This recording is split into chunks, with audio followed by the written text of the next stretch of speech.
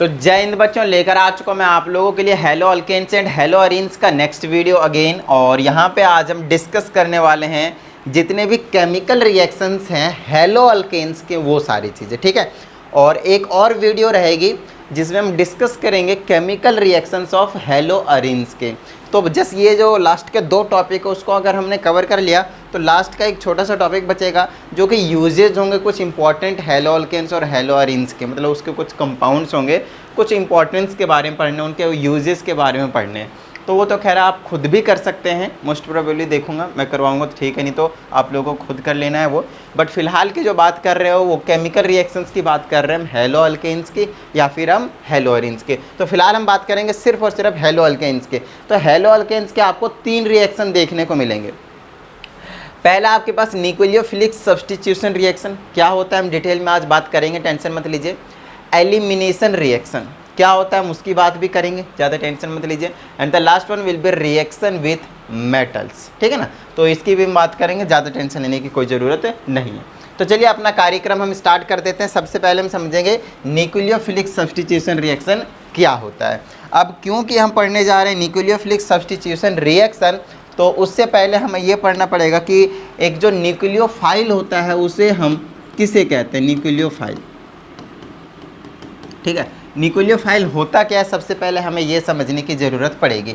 देखिए न्यूक्लियोफाइल के पास NO, हम इसकी रिप्रेजेंटेशन ऐसे देते हैं, कभी भी न्यूक्लियोफाइल लिखेंगे ना तो NO के ऊपर हम नेगेटिव लगा देंगे, माइनस का साइन जो हम दिखा देंगे। अब न्यूक्लियोफाइल जो होते हैं उसे हम बोलते हैं न्यूक्लियस लवर। और आपको पता है जो इतने भी एटम होते हैं उसके न्यूक्लियस में 2 ही चीज़ पाई जाता है, एक प्रोटॉन और एक न्यूट्रॉन, और बाहर घूम रहे होते हैं आपके पास इलेक्ट्रॉन्स। चलो ये तो आपको पता था, अच्छी बात है। अब अगर आप न्यूक्लियस लवर की बात करेंगे तो न्यूक्लियस में कौन सा चार्ज है मैं ये जानना चाहता हूँ। तो आप बोलेंगे न्यूट्रॉन जो होते हैं वो तो न्यूट्रल होते हैं, उस पर किसी भी तरह का चार्ज नहीं पाया जाता है। तो ये जो प्रोटॉन है वो तो पॉजिटिवली चार्ज्ड होता है, और जो प्रोटॉन होते हैं अगर उसके पास पॉजिटिवली चार्ज्ड है, इसका मतलब ये है कि न्यूक्लियस में सिर्फ और सिर्फ पॉजिटिव चार्ज है। और अगर कोई स्पीसीज, कोई भी एटम अगर न्यूक्लियस लवर है, इसका मतलब वो प्रोटॉन लवर है, उसका मतलब वो पॉजिटिव लवर है। बोलिए हाँ या नहीं, प्लस वाले से प्यार करता है। तो ये जो चीज़ है न्यूक्लियोफाइल, वो खुद भी एक तरीके से आप देख सकते हैं नेगेटिव साइन लगा कर रखते हैं हम, इसे ये चीज़ को इंडिकेट करता है कि मैं खुद माइनस का हूँ और प्लस वाले से जाकर चिपकना चाहता हूँ। सिंपल सा ये लॉजिक है। इसका मतलब ये है कि ये बड़ी तेज़ी से प्लस वाले के स्पीसीज जितने होंगे उसके पास जाकर ये अटैच हो जाने वाला है, ठीक है।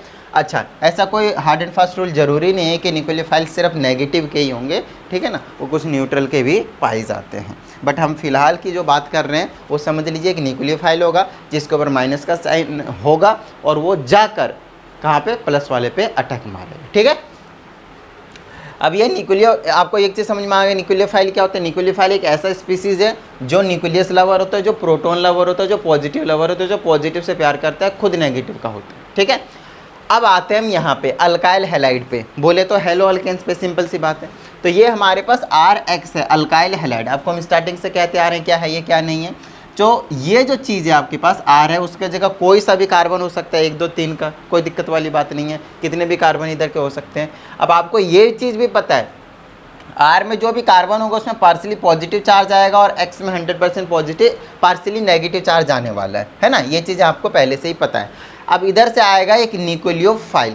अब क्योंकि रिएक्शन का नाम है न्यूक्लियोफिलिक सब्स्टिट्यूशन रिएक्शन, तो ये जो चीज़ है, ये जो नया आप जो न्यूक्लियोफाइल यहाँ पे आएगा वो सब्स्टिट्यूट हो जाएंगे। अब कैसे सब्स्टिट्यूट होंगे उस चीज़ को ध्यान से समझिएगा। ये वीडियो थोड़ी लंबी जाएगी क्योंकि इसमें सारी चीज़ें मुझे एक्सप्लेन करनी पड़ेंगी डिटेल में। तो RX है, न्यूक्लियोफाइल है। देखिए न्यूक्लियोफाइल जो होना चाहिए इस रिएक्शन को करवाने के लिए वो स्ट्रॉन्गर होने चाहिए। किससे? ये वाले जो न्यूक्लियोफाइल होना चाहिए वो स्ट्रॉन्गर होने चाहिए। किससे? यहाँ पे जो आपके पास X वाला ग्रुप लगा होगा उससे। सिंपल सा लॉजिक है, ये जो चीज़ है न्यूक्लियोफाइल वो यहाँ पे आने वाला है, इसके बॉन्ड को तोड़ने वाला है और इसको बाहर भेजने वाला है। तो ये बाहर तभी जाएगा जब इसमें ज़्यादा पावर होने वाला है, जब ये ज़्यादा स्ट्रॉन्ग होने वाला है। समझ में आ रही ना बात। अगर ये ज़्यादा स्ट्रॉन्ग नहीं होगा तो ये इसको यहाँ से रिप्लेस नहीं कर पाएगा और ख़ुद वहाँ पे नहीं बैठ पाएगा। अगर किसी को कहीं भी किसी भी साम्राज्य की गद्दी चाहिए तो 100% वहाँ के राजा को डिफीट करना पड़ेगा, हराना पड़ेगा। और वहाँ के राजा को हराने के लिए आपको उससे ज़्यादा स्ट्रोंगर होना पड़ेगा। सेम कहानी यहाँ पे है। ये जो कार्बन है समझ लीजिए गद्दी है, उस गद्दी पे ये जो राजा है वो बैठा है।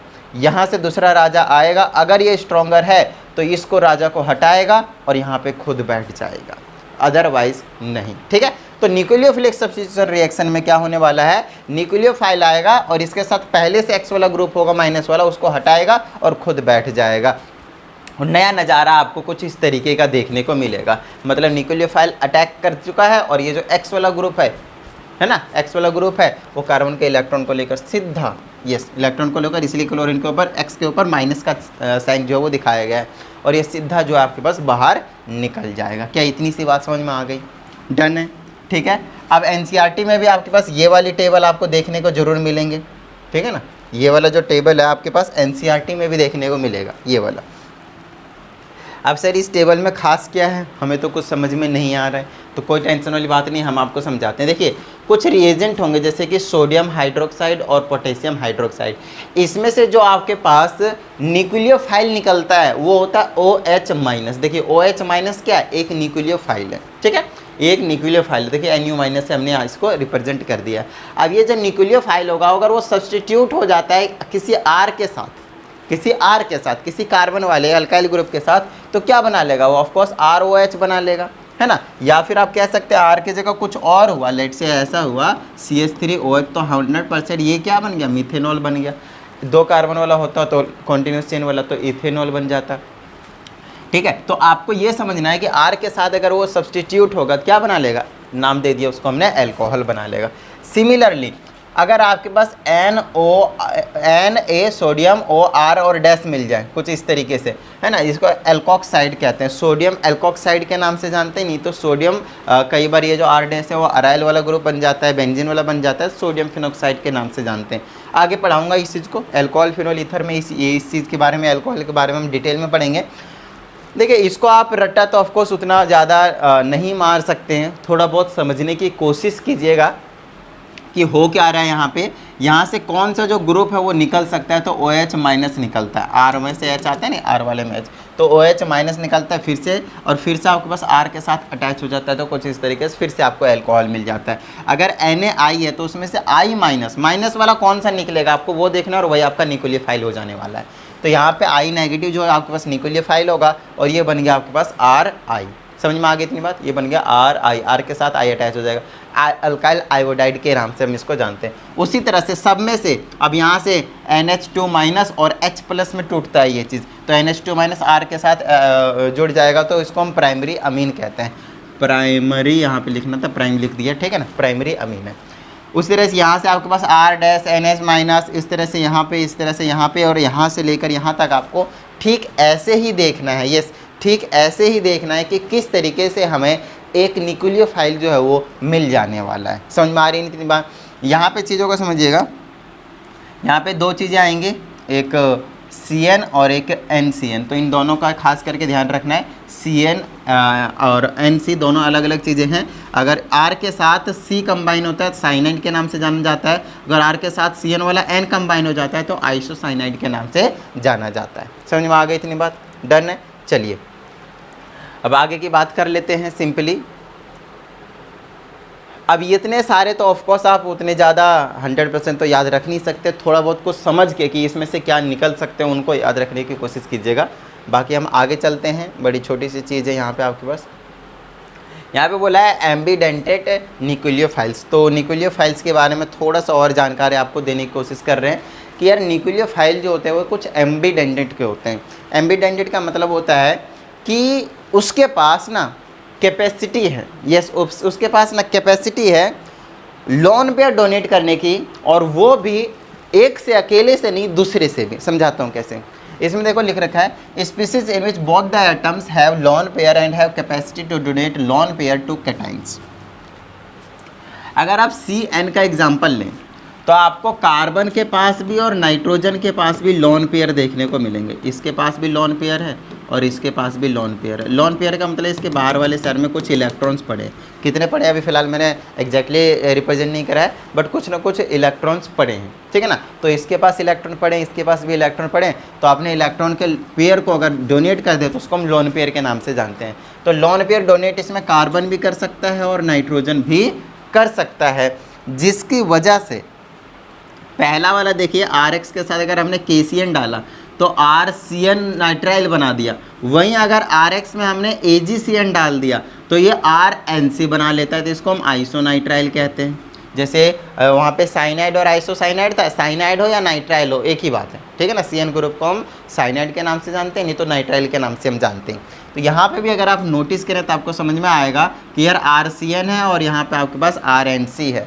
तो RCN और RNC में फ़र्क क्या है, एक बार कार्बन बना रहा है यहाँ पे बॉन्ड R के साथ मतलब अल्काइल ग्रुप के साथ, तो 100% कार्बन लोन पेयर डोनेट कर रहा है। यस, समझ में आई ना इतनी बात। दूसरी बात, यहाँ पे नाइट्रोजन के साथ कॉम्बिनेशन हो रहा है R के साथ, तो 100% नाइट्रोजन जो है आपके पास वो बॉन्ड बना रहा है। क्या इतनी सी बात समझ में आ गई? डन है। अब यहाँ पे कुछ चीज़ें लिखी हुई, इसमें लिखा हो KCN is ionic where carbon carbon bond is more stable therefore R attach to carbon and formed RCN। अब यहाँ पे चीज़ों को समझना बहुत अच्छे तरीके से कि पहला जो है वो RCN बना, अब दूसरा समझिएगा AgCN is covalent in nature और थोड़ा बहुत आयनिक होता है, and here N is free to share lone pair and hence R is attach to NC। अब यहाँ इसीलिए ये क्या बना लिया, आपके पास RNC बना लिया। तो ये कंडीशन बता रहा है आपसे कि कब C जो है वो बॉन्ड बनाएगा और कब N जो है वो बॉन्ड बनाएगा साइनाइड का, ठीक है ना। तो यहाँ पे भी सिंपल फंडा है, जब आपके पास हमने KCN डाला तो वो आयोनिक था, जिसकी वजह से आपके पास RCN, मतलब अगर आपने आयोनिक वाली चीज़ें डाल दी तो आपके पास कार्बन कंबाइन करेगा, और अगर आपके पास ये वाले थोड़े कोवलेंट ज़्यादा नेचर के होते हैं, लिटिल बिट आयोनिक होता है, तो RNC बना लेगा। तो इस चीज़ को आपको थोड़ा सा माइंड में ध्यान से रखना है। अब ये तो आपने साइनाइड का एग्जाम्पल देखा, दूसरा आपके पास नाइट्रो ग्रुप का भी एग्जाम्पल देखने को मिलता है, जहाँ पे आपके पास नाइट्रोजन भी और जहाँ पे आपके पास ऑक्सीजन भी दोनों ही लोन पेयर को डोनेट कर सकता है। क्या इतनी सी बात समझ में आ गई? अभी तक हमने न्यूक्लियोफिलिक सब्स्टिट्यूशन रिएक्शन का आपको सिर्फ और सिर्फ बेसिक करवाया है। यस, बेसिक करवाया है।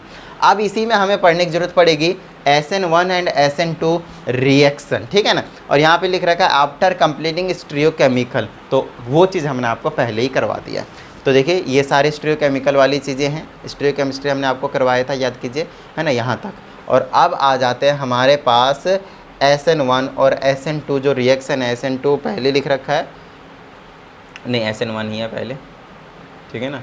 ये SN1 रिएक्शन, ये देखिए। अब हमारे यहाँ तक हमने रेसमिक मिक्सर तक आपको स्टीरियोकेमिस्ट्री में लास्ट वीडियो में करवाया हुआ है, और अब हमारे पास nucleophilic substitution reaction actually start होता है, सच में जिसको कहते हैं। अभी तक हम आपको कुछ इंट्रो दे रहे थे न्यूक्लियोफिलिक सब्स्टिट्यूशन रिएक्शन के बारे में, और अब बारी आती है हमारे पास कुछ इस तरीके से। अब चीज़ों को समझिएगा, फिर से वही वाला, कुछ नहीं, RX था, उसमें हमने न्यूक्लियोफाइल ऐड करवाया, तो ये ज़्यादा स्ट्रॉन्ग होगा तो X को उड़ाएगा और ये यहाँ पे आ जाएगा, तो RNU मतलब न्यूक्लियोफाइल अटैच हो गया R के साथ, और जो आपका क्लोरीन या फिर फ्लोरीन ब्रोमीन आयोडीन जो भी था उसको हमने बाहर निकाल दिया।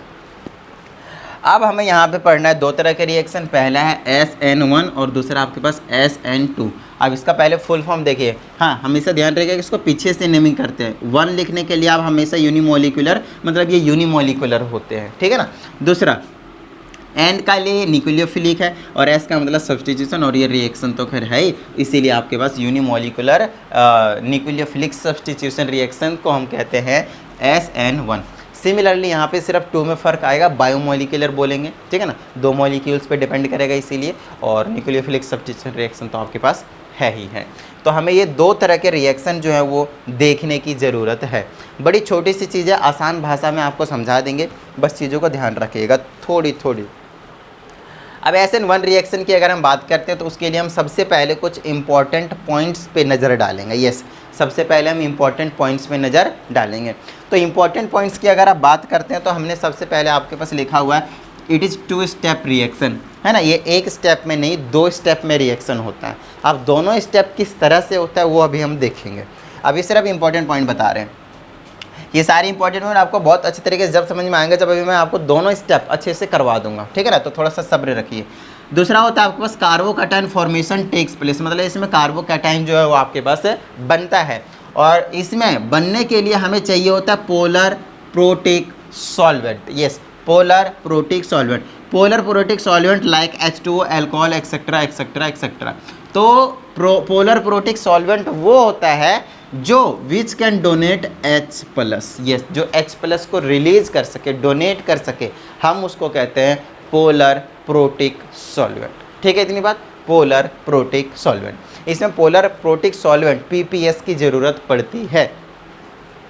नेक्स्ट अब है आपके पास ऑर्डर एंड मॉलिक्यूलैरिटी इज़ यूनिटी। आप लोगों ने चौथा चैप्टर केमिकल काइनेटिक्स में पढ़ा होगा कि किस तरीके से आपके पास जो रेट है वो डिपेंड करता है किसी चीज़ के कॉन्सेंट्रेशन पे, और साथ में एक आता है आपके पास कांस्टेंट। ठीक है, तो वहाँ से जब इसका पावर 1 होता है तो उसको हम फर्स्ट ऑर्डर रिएक्शन के नाम से जानते थे, याद कीजिए। उसी तरह से इसका जो ऑर्डर है और जो मॉलिक्यूलैरिटी मतलब एक ही मॉलिक्यूल पे डिपेंड करता है, तो उसकी जो चीज़ें हैं दोनों वो क्या आपके पास यूनिटी है, मतलब ऑर्डर भी 1 है और मॉलिक्यूलैरिटी भी आपके पास 1 देखने को मिलेगी, है ना। ये ऑर्डर और मॉलिक्यूलैरिटी दोनों वर्ड आपको डिटेल में ज़्यादा अच्छे तरीके से समझ में आएंगे केमिकल काइनेटिक्स में। नेक्स्ट आपके पास order of reactivity of carbocations, क्योंकि अभी हमने आपको बताया कि इस रिएक्शन में कार्बोकैटायन का फॉर्मेशन होगा, कार्बोकैटायन बनाना पड़ेगा। तो कार्बोकैटायन जब बनाएंगे तो अलग अलग डिग्री के होंगे, कुछ प्राइमरी होंगे, कुछ सेकेंडरी होंगे, कुछ टर्सरी होंगे, है ना। तो उसकी हम बात करेंगे। तो आपको हमने पहले ही बता दिया है कि प्राइमरी, सेकेंडरी और टर्सरी को हम कैसे पता करते हैं। जिस कार्बन से फंक्शनल ग्रुप अटैच होता है, हम हेलोअल्केन्स की बात कर रहे हैं तो हेलोजेंस की कह देते हैं, एक्स वाला ग्रुप जिस कार्बन से अटैच होगा वो कार्बन कितने कार्बन से अटैच है तो उसको उसके अकॉर्डिंग उसकी हम डिग्री कर देते हैं। एक कार्बन से अटैच होगा तो 1 degree, similarly 2 degree and 3 degree. तो अगर आप यहाँ की बात करते हैं तो order and reactivity of carbocations जो होता है वो 3 डिग्री, ग्रेटर देन 2 डिग्री और ग्रेटर देन आपके पास होता है 1 डिग्री। मतलब 3 डिग्री के जो कार्बोकैटायन होते हैं वो ज़्यादा रिएक्टिव होते हैं as compare to 2 degree and 1 degree. ठीक है, तो 3 डिग्री वाला कार्बोकैटायन देखिए ये कार्बन के ऊपर प्लस का साइन लगा, इसको हम कार्बोकैटायन कहते हैं। अब हमारा ये कार्बोकैटायन हो गया, इसमें हमारे पास 3 कार्बन अटैच है इस वाले कार्बन से, ठीक है ना।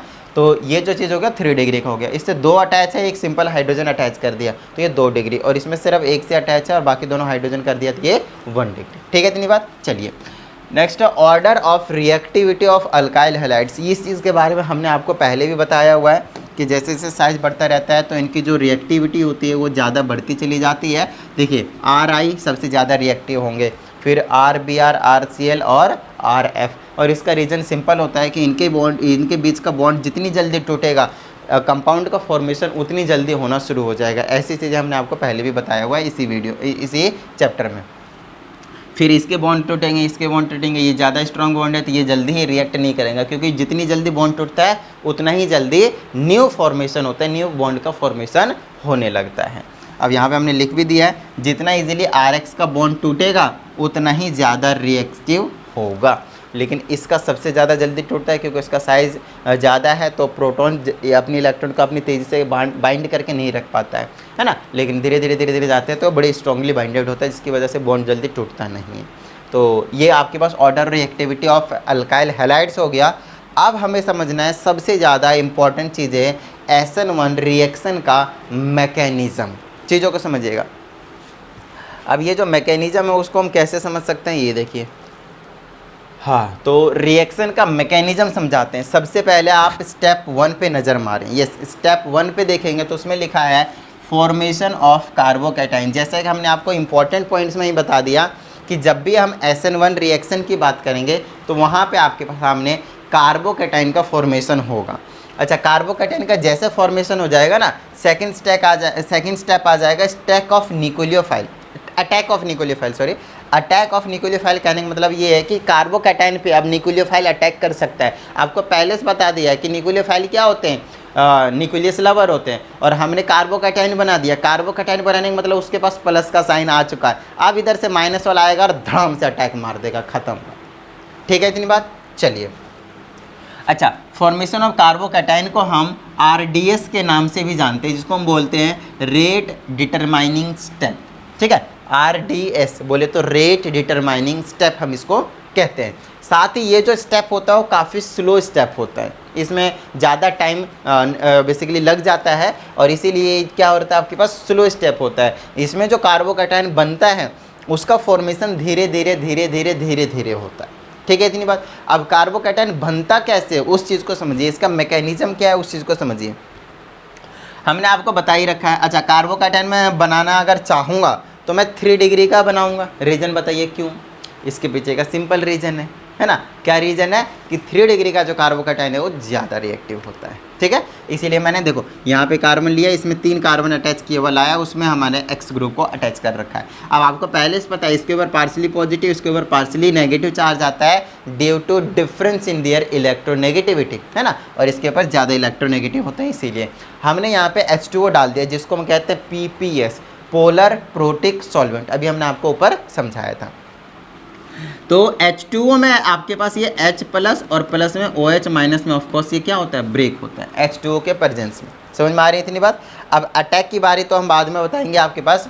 तो यहाँ से PPS के प्रेजेंस में होता क्या है, ये जो X होता है इसके बीच का बॉन्ड तो टूटना शुरू हो जाता है और ये टूट कर बिल्कुल ही साइड हो जाता है, जिसे हम लिविंग ग्रुप के नाम से जानते हैं।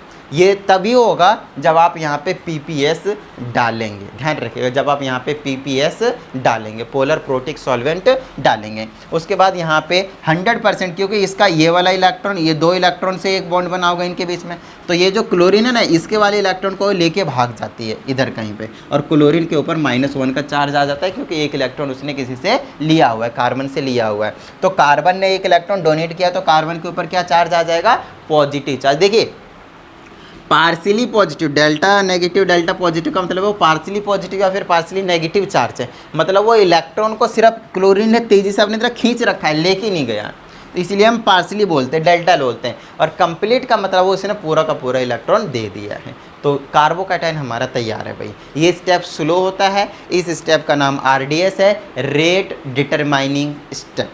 समझ में आ गई इतनी बात? डन है। चलिए आगे की हम बातें कर लेते हैं।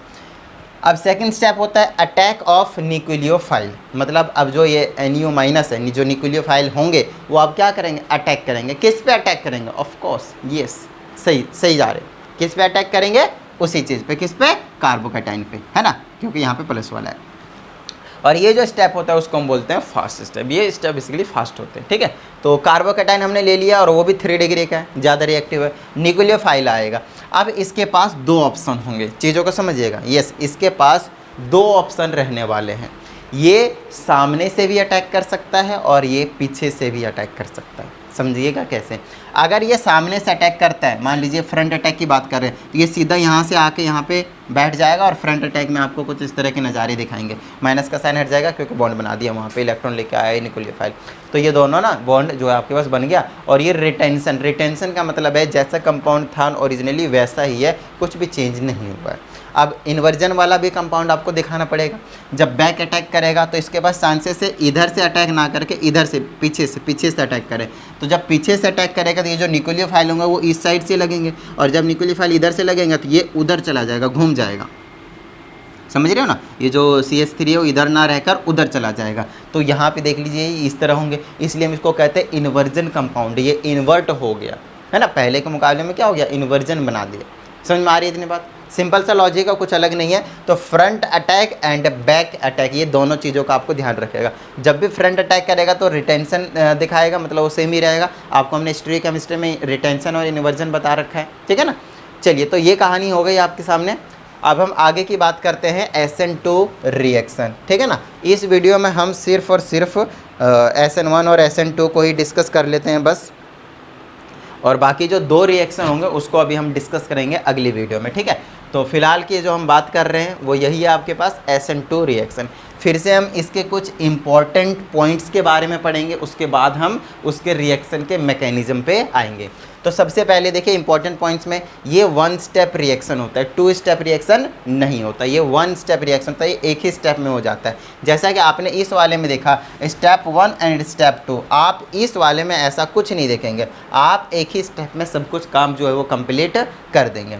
दूसरा यहाँ पे ट्रांजिशन स्टेट फॉर्मेशन, मतलब यहाँ पे आपके पास ट्रांजिशन स्टेट बनने वाला है, जिसको हम इंटरमीडिएट स्टेट के नाम से भी जानते हैं। तो इंटरमीडिएट का मतलब होता है कि एक चीज़ हमने लिया, वो चीज़ को हमने, मान लो हमने ए लिया, उससे हमें सी बनाना है, बट एक्चुअल में बी में कुछ काम हो रहा होगा बीच में, जो कि हमने यूज़ नहीं किया, दिखाया नहीं है। एक्चुअल में आप कह सकते हैं इनडायरेक्टली कि हाँ भाई ये 2 स्टेप रिएक्शन होगा, क्योंकि पहली से ए से सी पे जाने का मतलब है बी में कुछ ना कुछ फॉर्मेशन हो रहा होगा।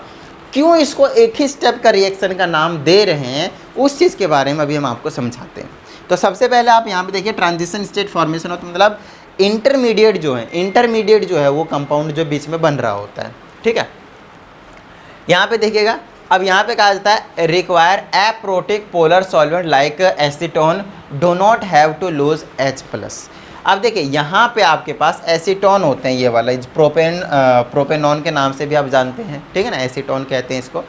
अब इसमें ऑक्सीजन के साथ H+ तो है नहीं, जैसे अल्कोहल के साथ होता था। H+ डोनेट कर सकता है? नहीं कर सकता। H2O के पास होता है, H+ डोनेट कर सकता नहीं। उसको हम पोलर प्रोटिक सॉल्वेंट कहते थे। ये एप्रोटिक पोलर सॉल्वेंट है, एप्रोटिक पोलर सॉल्वेंट है। चीज़ों को समझिएगा, पोलर दोनों ही है, उसमें प्रोटिक लगा है क्योंकि H+ रिलीज कर सकता था, एप्रोटिक लगा है क्योंकि H+ रिलीज नहीं कर सकता। अब इसके प्रेजेंस में ये वाला रिएक्शन होगा और ट्रांजिशन स्टेट बनेगा, वो भी हम आपको बताएंगे। अगेन ऑर्डर ए मॉलिक्यूलरिटी, जैसे उसमें समझा है, उसमें एक था, इसमें आपके पास 2 चीज़ होने वाले हैं, दोनों पे डिपेंड करेगा, जो न्यूक्लियोफाइल ऐड होगा उस पर भी, और जो आपके पास RX होगा उसके भी कॉन्सेंट्रेशन पे। ऑर्डर एंड रिएक्टिविटी, इसमें यहाँ पे आपके पास जो चीज़ें के देखने मिलती है वो अल्काइल हैलाइड का ऑपोजिट रहता है, 1 डिग्री 2 डिग्री और 3 डिग्री, और ये रीजन होता है आपके पास रिएक्टिविटी का ऑपोजिट। क्या ये इस वाले का रिएक्शन तो आपको पहले वाला, ये कुछ अलग नहीं है, यहाँ पे कार्बोकैटायन का कोई वो नहीं है, ठीक है ना, ध्यान रखिएगा। तो ये वाली चीज़ ऊपर वाली कुछ अलग नहीं है। अब डायरेक्टली हम रिएक्शन मैकेनिज़्म पे आ जाते हैं, यस, रिएक्शन मैकेनिज़्म पे आ जाते हैं। तो जब हम रिएक्शन के मैकेनिज़्म को देखेंगे तो 100% यहाँ पे जो चीज़ों को हम लेने वाले हैं वो कुछ इस तरह से लेने वाले हैं। ये कितने डिग्री का अल्काइल हैलाइड है बताइएगा? ये आपके पास 0 डिग्री का अल्काइल हैलाइड है, देख लीजिए अच्छे तरीके से। यहाँ पे आपके पास 0 डिग्री का अल्काइल हैलाइड है, ठीक है, इतनी बात डन है। चलिए फिर 1 डिग्री का, फिर 2 डिग्री का, ठीक है ना। जो ज़्यादा रिएक्टिव होता है ना, 0 डिग्री का ज़्यादा रिएक्टिव है, फिर 1 डिग्री का ज़्यादा रिएक्टिव है, फिर 2 डिग्री का ज़्यादा रिएक्टिव है, उससे फिर लास्ट में धीरे धीरे कम होता जाता है, ठीक है ना। ऐसा है, 0 डिग्री का ज़्यादा रिएक्टिव, फिर उससे कम रिएक्टिव है 1 डिग्री, फिर उससे कम रिएक्टिव 2 डिग्री, इस तरीके से अल्काइल हैलाइड की कहानी आती है। अच्छा, अब इसी में हमने एसीटोन डाल दिया, एप्रोटिक पोलर सॉल्वेंट, ठीक है ना। उसी में हमने क्या करवा दिया, न्यूक्लियोफाइल का अटैक करवा दिया डायरेक्टली। अब क्योंकि एक ही स्टेप रिएक्शन है, इसी रीजन से, और कुछ नहीं। अब 1 स्टेप रिएक्शन है तो न्यूक्लियोफाइल का जैसे मैं अटैक करवाया तो फिर से वही वाली कहानी आएगी। ये जो न्यूक्लियोफाइल है, अब यहाँ पे जो अटैक करता है ना, ये फ्रंट अटैक और बैक अटैक, यहाँ पे ऐसा कुछ नहीं होगा, सिर्फ और सिर्फ आपको यहाँ पे एक अटैक देखने को मिलेगा, और वो आप समझ सकते हैं कि बैक अटैक करेगा। अब कैसे, चीज़ों को समझिएगा। यहाँ पे आपके पास कार्बोकैटायन नहीं है कि डायरेक्टली फ्रंट से भी कर सकता है, बैक से भी कर सकता है। अगर कार्बोकैटायन हो सकता है तब तो किधर से भी कर सकता है, तो कोई टेंशन वाली बात नहीं थी। लेकिन क्योंकि यहाँ पे एक्स वाला ग्रुप है वो पहले ही नेगेटिव का है, और ये न्यूक्लियोफाइल भी हमारा नेगेटिव का है, तो ये यहाँ से फ्रंट अटैक से करना इसके लिए थोड़ा सा मुश्किल वाला काम होगा, क्योंकि इसके पास भी माइनस वाला चार्ज, इसके पास भी माइनस वाला चार्ज, दोनों ही क्या करेंगे, आपके पास एक दूसरे को रिपेल करेंगे और रिएक्शन को नहीं होने देंगे, जिसकी वजह से ये जो चीज़ है वो बैक अटैक मारता है, बिल्कुल पीछे से, कुछ इस तरीके से, ठीक है ना। अब बैक अटैक करता है तो हमारे पास बनता है ट्रांजिशन स्टेट, जिसको हम इंटरमीडिएट स्टेट के नाम से भी जानते हैं। तो इंटरमीडिएट कंपाउंड बेसिकली जो है वो फॉर्मेशन हो रहा होता है यहाँ पे। तो यहाँ पे 2 काम एक साथ हो रहे होते हैं, बताता हूँ क्या क्या। पहला, न्यूक्लियोफाइल पीछे से अटैक कर रहा होता है, तो देखिए यहाँ पे डॉट डॉट डॉट डॉट में ही दिखा रखा है मैंने, और ये जो एक्स वाला ग्रुप है वो अपने आप को यहाँ से छुड़ा रहा होता है, मतलब यहाँ के जो बॉन्ड है वो टूट रहे होते हैं। तो bond formation and bond breaking, ये दोनों काम एक साथ हो रहे होते हैं। तो यहाँ पे देखिए बॉन्ड फॉर्मेशन हो रहा है, यहाँ पे बॉन्ड ब्रेकिंग हो रहा है, मतलब एक्स वाला जो ग्रुप है वो लिविंग ग्रुप जो है वो निकलने वाला है, उसको लिविंग ग्रुप कहते हैं, जो निकलता है। तो लिविंग ग्रुप अभी निकलेगा और साथ में ये वाला जो न्यूक्लियोफाइल है वो अटैच हो जाएगा, और वो फाइनली आपको कुछ इस तरह के नज़ारे दिखाएंगे, साफ साफ देख लीजिए। ये आ जाएगा, ये हाइड्रोजन उधर चला जाएगा, और यहाँ से एक्स वाला जो ग्रुप था वो बाहर गया, उसको हम लिविंग ग्रुप कहेंगे। और यहाँ पे आपके पास जो फाइनली ख़त्म है वो SN1 और SN2 रिएक्शन जो वो कंप्लीट हो जाता है। तो उम्मीद करता हूँ आप सभी को SN1 और SN2 बहुत ही अच्छे तरीके से समझ में आ गए होंगे। और अगर ऐसा है तो फटाफट वीडियो को लाइक कर दीजिए। साथ ही अगर आप इस चैनल पे एक नए स्टूडेंट हैं तो चैनल को सब्सक्राइब करके बेल आइकन को जरूर प्रेस कीजिएगा। और नेक्स्ट जो हमारा काम रहने वाला है वो एलिमिनेशन रिएक्शन को पढ़ने का, और उससे अगला वाला रहेगा आपके पास रिएक्शन विथ मेटल्स पढ़ने का।